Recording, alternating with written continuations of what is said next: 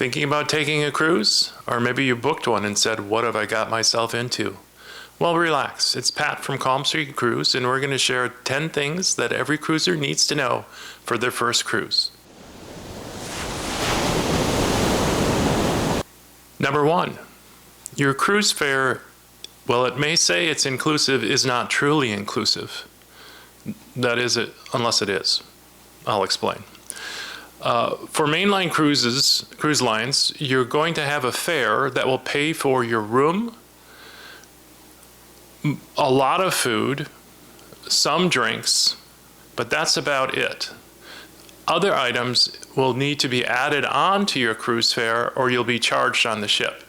So for example, if you want a drink on the ship, you're going to be charged for every drink you get. If you want to have a specialty dining event where you go to one of the specialty dining restaurants on the ship, you'll have a charge. Gratuities for all the people that work, the crew on the ship, will be charged daily to your card. Now, there are ways now of bundling in a lot of these things. The cruise lines now offer several things that will allow you to pay a price before you go on your cruise that will include a drink package, include the gratuities, include specialty dining if that's what you want. It's often a promotion that cruise lines run, and it is built into the price of your cruise. But be aware that just as the cruise line says it's all inclusive, it really isn't. There are always additional charges, with the exception of some luxury and almost all ultra luxury lines. Those are the really small ships that only have a couple hundred people on them, that everything is included. You'll have to look at the outline of your cruise when you choose one to see what's included and what's not. Number 2, the first day of the cruise and the first day pre-cruise is going to be the most stressful part of the cruise. Have a plan to get through it. Take a deep breath. There'll be crowds, there'll be chaos, there'll be things that you go, I don't know quite what to do. All of the crew is there to help you. It may help if you stop by a bar and, have a little cocktail before you get involved in it. But just relax, everything will work out. There is only a couple things you absolutely have to do. You need to go to your muster station, and all that is an area on the ship that's indicated on your cruise card, plus any of the crew again can help you point out where you need to go. And all you do is you go to that area and they'll scan either your cruise card or documentation of who you are, that you've gone to your station. They'll explain that this is where you go in case there's an emergency, and they'll scan your card. That's it, you're done. That was your obligation that you needed to do on the cruise ship, which you should do almost immediately when you get on the ship. There's a safety video that you need to watch. You can either watch that before your cruise on your phone or on any app or anything like that, or you can watch it in your stateroom where it's usually on the TV. It's usually playing on the TV, and sometimes you can't watch anything else until you watch that. So that's really your only obligation, is to go to your muster station and watch the safety video. After that, you're free to do whatever you want on your cruise. Number 3, trivia, music, places to eat, the pool. There is a ton of things to do on a cruise. You don't have to do them all. Trying to pack everything into one day will keep you very busy, but it'll keep you very busy and you might not have time to enjoy yourself. So plan your activities the way you want to plan them, but allow time to relax, have a break, just kind of enjoy the vibe of the ship. You'll thank me for it, because there's plenty of time on cruises to do almost everything you want to do, but you don't have to do it all at one time. Number 4, a worry for a lot of new cruisers is that I'm going to get seasick. Well, motion sickness, well, it can happen. It doesn't happen as often as you think, because remember, these ships are the size of city blocks. A wave is not going to move it very much. There is movement on ships occasionally. You can feel it, but there are also ways to mitigate that problem. If you have a propensity to have motion sickness and you think there's going to be movement, or maybe the captain will say we may have some movement today, which sometimes they do, go ahead and take a medication, an over-the-counter medication that's available to help you seasick. You need to take it before you feel sick, before you feel upset, to have it work. If you do get seasick, taking the medication isn't really going to help. What will help is to various home remedies that are available on the ship. In fact, they make them very available on the ship. There's green apples will help a lot of times, ginger, things like that, that will help calm the discomfort you're feeling. And it will always be over at some time. Worst case scenario, just go in your bed and lie down. And that usually takes care of the problem. But don't worry about it too much, because it doesn't happen that often. This is not a little rowboat. It doesn't get bounced around by the waves. It's basically the size of a city block going through the ocean. Number 5, some of the best things you can do on the ship are not on the ship. Shore excursions are one of the greatest ways to see different places in the world, but you don't always have to do one. Often, during the time you're in port is the quietest time on the ship. So there may be an occasion where you're at a port stop where instead of getting off the ship, you go ahead and stay on the ship and enjoy some of the amenities on the ship that you don't usually get to do because of the crowds. So if there are slides you want to do, if there's a pool you want to go into, if there's a certain activity they're having that you want to enjoy, go ahead and take some time during a port stop and stay on the ship. Or if you're at a port for a long enough time, wait to get off the ship and do what you want to do on the ship for a couple hours. And then once you've been there a couple hours, avoid the rush and then go enjoy the port stop for an amount of time that you can. It's a great way to do kind of both things at once.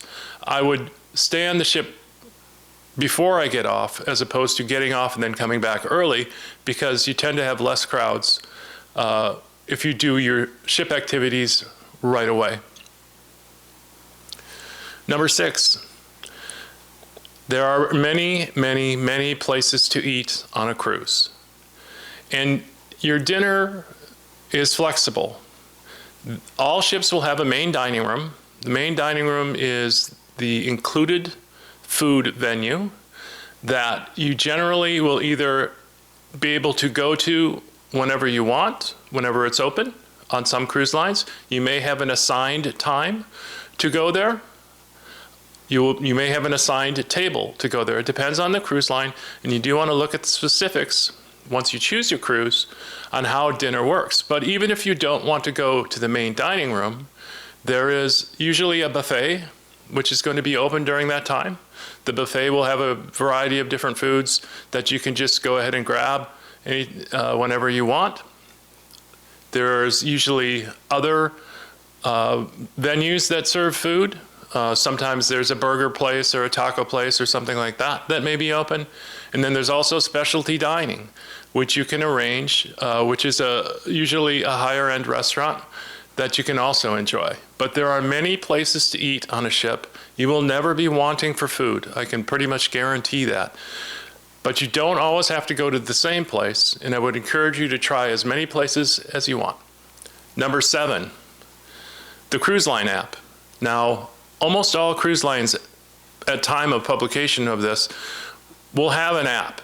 The app is very useful to either make reservations for various shows or dinners or things like that. It also tells you what's on the ship, what's going on the ship. It'll have a schedule. It's something that you can take with you and reference whenever you want to get a lot of information about the ship. It's something that is becoming more and more almost a requirement to use the app. It can benefit you in a number of different ways. It's something you want to download before you get on the ship. This is an important thing to remember. If you try to download the app while you're on the ship, you and about 2,000 other people are trying to do the same thing on a very limited bandwidth of internet.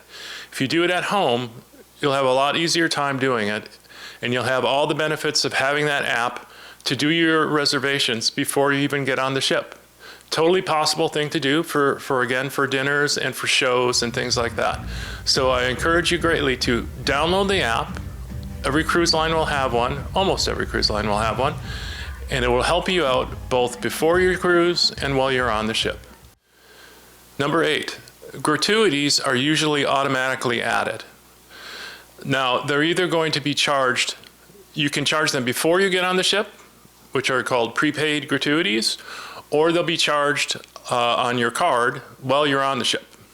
So many dollars per day, somewhere between 18 and 25, depending on what kind of cabin you are and what kind of cruise ship you're on, per day, per person, will be charged as gratuities. Now, those gratuities are not going to one person, they're going to many people. All of the people that you see on the ship that help you out, that would be like a wait staff or bartenders or the room steward that cleans your room, all of those people are part of that gratuity pool. Also, all the people you don't see, the cooks in the galley, the people that are doing laundry, the engineers that are keeping the ship running, all of those people are also included into the gratuity pool. There are a couple of people that are not included, and this tends to happen when you're in a suite. That would be your butler, if you have a butler. They're generally not included in the gratuity pool, so you should think about that. And also a concierge, that's usually part of the suite. Neither one of those two people are included in the gratuity pool, so if you've enjoyed their service, you should take care of them, remembering that they're not included in the general gratuity pool. Now, there is options to take your gratuities off of your bill. I highly just don't do that. These people work exceptionally hard, and if you're of a sort that thinks you should be paying each person that you meet whatever you think that you should get, remember that there are thousands of people, sometimes thousands of people on a crew that you don't meet that are still working very hard for you, and they deserve those gratuities as well. Number 9, sea days. A lot of times, like almost always on cruises, you're going to have at least one day that's a sea day. Now, that's a day that the ship is traveling from one port to another without stopping during the day. So all the people on the cruise are on the ship that day, so it's generally a little bit more crowded. If it's a nice day, you're going to have people outside and inside. If it's a little bit windy or rainy, you may have a lot of people inside of the ship, in the inside part of the ship. So remember, sea days are a lot of fun. There's usually a lot of activities on the ship that the cruise is running for you to try. It's a great time to try some new things. I have done knitting. I have learned a language on a sea day. I have done dancing. There's all kinds of different things that you can do on a sea day. You want to make sure you take advantage of those because it's a great time to see the ship and really get a good feel for it. So sea days are just as important as port days. And you can look at the cruise you're doing, and sometimes you'll have one, sometimes you'll have two. If you're doing a trans-ocean cruise, you'll have a lot of them. Probably not a great first cruise, but know that you're going to have sea days, and there's lots of things to do on the ship. You just need to go and find them and do whatever you want to do. Number 10, cruising is whatever you make it. There are many, many, many activities to do on a cruise. You get to decide how you want to cruise, and you get to decide what you want to do on the ship. There will be dancing venues that are open until 1 in the morning. There will be activities and exercise programs that may start at 7 o'clock in the morning. However you want to cruise is up to you. Take a look at the activities that are offered on the cruise, take a look at the venues that are on the cruise ship, and decide, this is the kind of cruiser I want to be. Do you like to gamble? Well, it probably has a casino, and you're probably going to have opportunities for that. Remembering that while the ship is in port, the casino will be closed, as well as any of the shops on the cruise ship will be closed while they're in port. Once they get out to international waters, once they get out to sea, those places will open. So just, remember that when you go on a cruise, it's not always open, but there are many, many things to do, and you get to decide what you want to do. If you're new to cruising, I hope these tips have helped you out a little bit. And remember to really enjoy yourself on your cruise. It's the greatest vacation you can take. in my opinion. Remember, this is Pat from Calm Sea Cruise. If you do enjoy content like that, please go ahead and hit the thumbs up. Subscribe to our channel and hit the notification bell so you're ready for more content. Thanks.